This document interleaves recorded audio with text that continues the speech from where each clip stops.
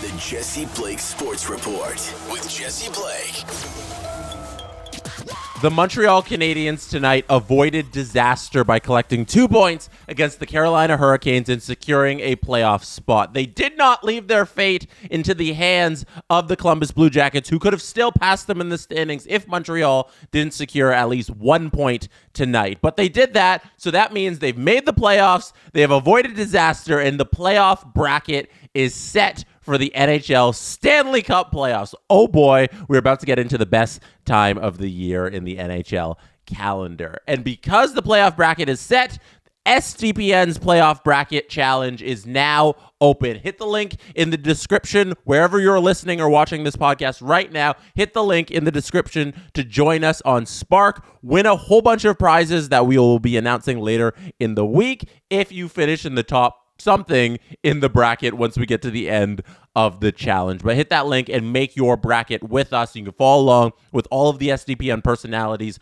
on the Spark app to see where we are in comparison to yourself and in comparison to the other SDPN listeners and fans. So in this one, I'm going to be doing the Western Conference picks of my bracket, and then you'll hear another episode where I'm going to do the Eastern Conference picks. But the Western Conference, I'm going to get started with first with the Jets and the Blues. And I have heard from Jets fans all season long because I said in the season previews on the Steve Dangle podcast that there's no way that Connor Hellebuyck could have a .920 save percentage this season. It's not often goalies have consecutive seasons amongst the top of the ranks in the league in save percentage. It hasn't happened a lot where goalies go 3 straight seasons with .920 save percentage is in modern history. And Connor Hellebuyck this season did everything he could in his power to prove me wrong. He almost won the Triple Crown in leading the league in wins as a goaltender, goals against average, and save percentage. He just falls short with Anthony Stolarz leading the league in save percentage, but he had a Hart Trophy candidate season, and he's going to be nominated for the Hart this year, and he did the complete opposite of everything I said he was going to do. And the Jets this season did the complete opposite that I think everybody thought they would do.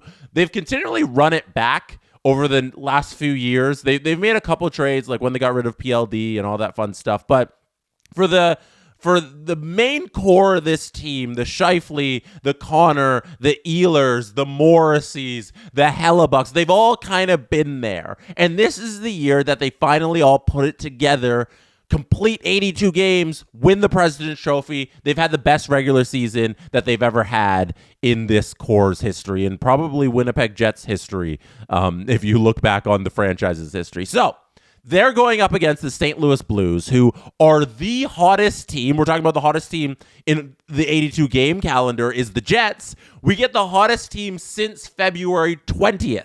Nobody has more points accumulated in the standings than the St. Louis Blues since February 20th. But in the last week, they've kind of tailed off from when they were playing at a crazy clip where they won 11 or 12 straight games in the last couple weeks, and then they got into the playoffs because they were sitting very far out of the playoffs, and they had this crazy winning streak. They're the best team since February 20th, and they got in there, and they're doing it largely with through committee. That's the thing about the Blues is we don't talk a lot about Robert Thomas. We don't talk a lot about Holloway. We don't talk a lot about Parayko, but they have all of these guys who are solid, and they're all doing it together as a team. And you don't really have that standout star, even though Robert Thomas kind of should get into that conversation soon with the amount of points he's putting up with them. But where you look at them, you say this is a deep team on the back end and up in their forward group. And Cam Fowler, they got from the Ducks, has been a huge addition for them, and a lot of people didn't think that he would be that big addition. So we're looking at the best team overall in the league against the hottest team in the second half of the league. And I have to say that I think the hot streak that the Blues had that really propped up that best record since February 20th has gone by the wayside in the last week. And I'm a believer in riding the streaks of the teams going in to the playoffs. And with Connor Hellebuyck in net, I don't think this is a case where it's going to be what happened last year against Colorado, where everything kind of fell apart for Winnipeg. They were a very low scoring team where they could stop the other team from scoring a lot of goals. Their goals against per game were really good all season long. And then the Colorado Avalanche come along, they score a bunch of goals, they lose that series pretty quickly. I think this year the Jets are going to continue what they're doing in the regular season into the playoffs. I'm picking a sweep in this series. I think it's Jets in 4. Connor Hellebuck continues to be the best player in the National Hockey League when the playoffs begin, and he kicks it off with an incredible sweep where he allows 2 goals in 4 games or something crazy against the St. Louis Blues. That's how I see this one playing out. That's the first matchup there on the board. Next up, we will do the Stars and, let me click this. So I'm going to do this along with you. It's actually clickable here. It's not just an image. So I'm under my bracket on the Spark app. For everybody listening, this is what I'm doing. I've clicked Jets, and I'm going to click 4. There are the Jets in 4. Moving on to the next round. Next up, Dallas Stars, Colorado Avalanche. This is a tight series. It is the Mikko Rantanen revenge series. You all know Mikko Rantanen's saga this year, moving from Colorado to Dallas, or Colorado to Carolina, then to Dallas, and Colorado saying, hey, we don't want to pay you the number that you want. We're giving up on you so that we don't have to lose you for nothing in the offseason. We're going to get a bunch of assets from Carolina. We're also going to get Brock Nelson. We're also going to pick a little something from Boston. We're going to revamp our whole forward group with a few additions at the trade deadline. And they revamped their goaltending as well early in the season with a full new tandem. Their back end looks solid, and this Colorado team is getting the bump from Gabriel Landeskog. There's so many pieces with the Avalanche that are happening right now. It's hard for me not to favorite them in this series just on paper, because I think the Stars here they're on a losing streak right now, which is troubling because, like I said just in the previous series talking about it, I like thinking about the last 2 weeks of the regular season, how that's gone and how those teams are playing getting into the playoffs. I think that matters. I really do think it matters. Whether you're playing for something or nothing, I still think it matters how you're playing going into the playoffs. And the Stars are not playing well, but they are the Dallas Stars, and they have probably top 3 forward groups in the National Hockey League.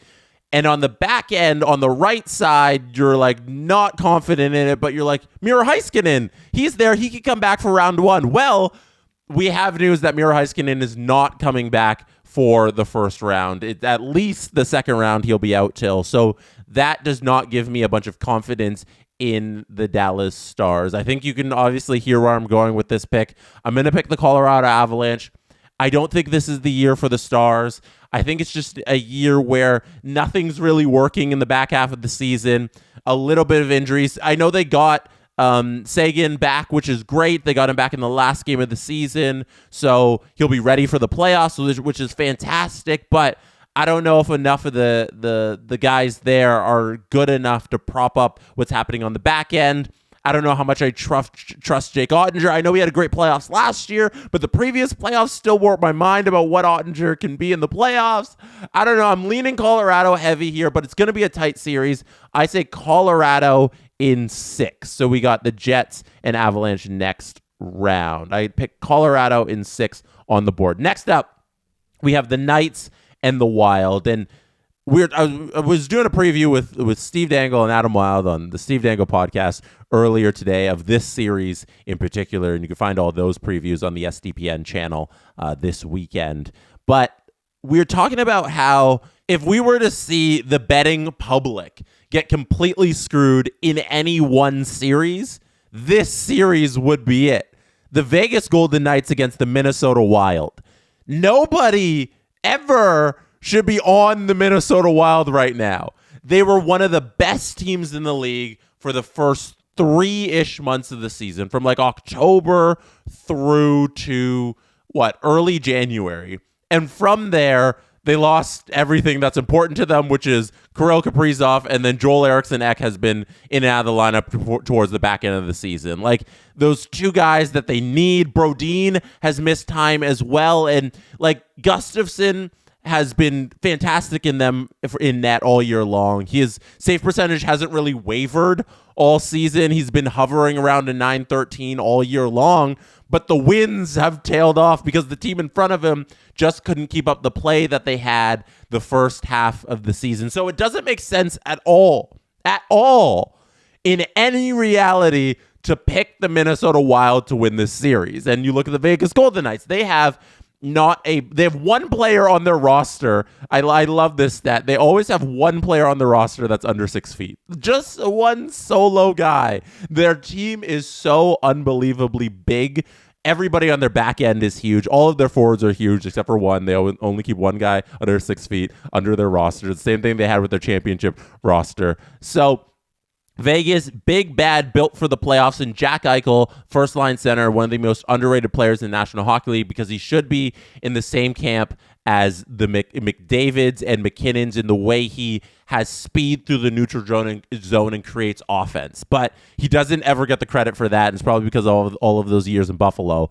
But now that he's Stanley Cup champion, I hope he gets more credit, and people recognize his game and put him in that class. And I think they're going to go out there and have a deep run again these playoffs like they had the 2 years ago when they won the Stanley Cup. Last year was a disappointment going up against the Stars in the first round of the playoffs, and you go up 2-0 on the road against the Stars, and then you lose that series. It's not great. But this year, all of the trade deadline acquisitions from last year are more comfy, like Hanifin on the back end. I don't know how anybody competes with their 6 defensemen. Like, they're running out the best 6, I think, of any team in the league. It's just, there's nothing to tell you to pick Minnesota. Nothing. So I'm not going to do it. I'm not going to do the thing and pick Minnesota. I'm going to say Vegas in 5. I think it's rather quick. I think the Wild get 1 game here. These are actually pretty quick. I got a 4-game series, a 6-game series, and a 5-game series. So that means the next series has got to go 7, and that's the Kings and Oilers. And this is the 4th time we are seeing the Kings and Oilers. The Kings have lost all 3 matchups against the Oilers, but this year's a little different.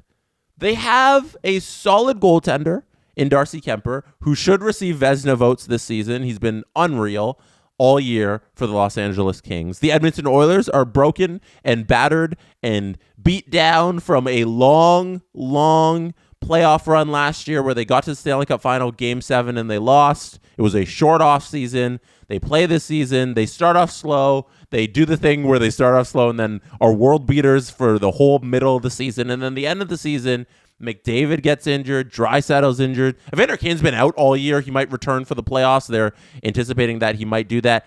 Ekholm is out. I don't know how you get past that. That's so important to your team, not having Ekholm.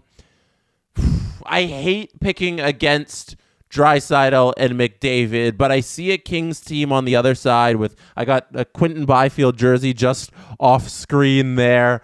I see a guy like Byfield stepping up and having a playoff moment that he doesn't have yet. He's only 22. He's got plenty of time to get better and have these moments, but he's coming to his own. He struggled in the first half of the season, had a fantastic second half of the season, and has really been a highlight machine these last couple months and weeks. It's been awesome to see him mature into a great player for the Kings. And Anze Kopitar is still out there. If you ever want somebody out there to shut down McDavid or Draisaitl, Kopitar is one of the guys you want out there in the league. Him and Barkov, and Phil Deneau, who's also on this team.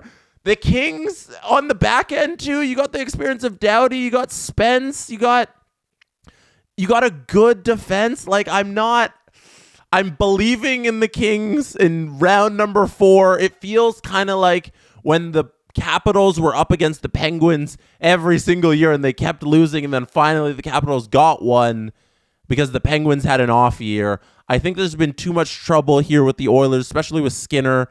I don't know what you're getting at Stuart Skinner or Calvin Pickard, So I'm going Kings. I think it's the safe pick. I'm going to say long series because I've picked a pretty short series here. Kings in 7 is my final pick on the Western Conference side. That's my 4 picks for the Western Conference. Jets over the Blues in 4. Avs over the Stars in 6. Knights over the Wild in 5. Kings over the Oilers in 7. Let me know your Western Conference picks on the Jesse Blake Sports Report YouTube channel. And while you're there, hit subscribe and hit like. Join us on the Spark app with the SDPN Bracket Challenge. The link is in the description, whether you're listening on audio right now or watching on the channel. Thank you for being here. You could have been anywhere in the world, but you chose to be listening or watching right now, and I appreciate you for that. Coming up next in, I guess, maybe I don't know, 24 hours from when you're hearing this, and sometime within the next day on Thursday, you're going to be getting my Eastern Conference picks. We will do the other side of the bracket there. Look out for that video or audio or episode or whatever you want to call it. Good night from Toronto. And that is how it's done. The Jesse Blake Sports Report with Jesse Blake. Jesse Blake, the guy that likes to hear his name twice in one sentence. Sure, I know him. No, he doesn't have an ego at all.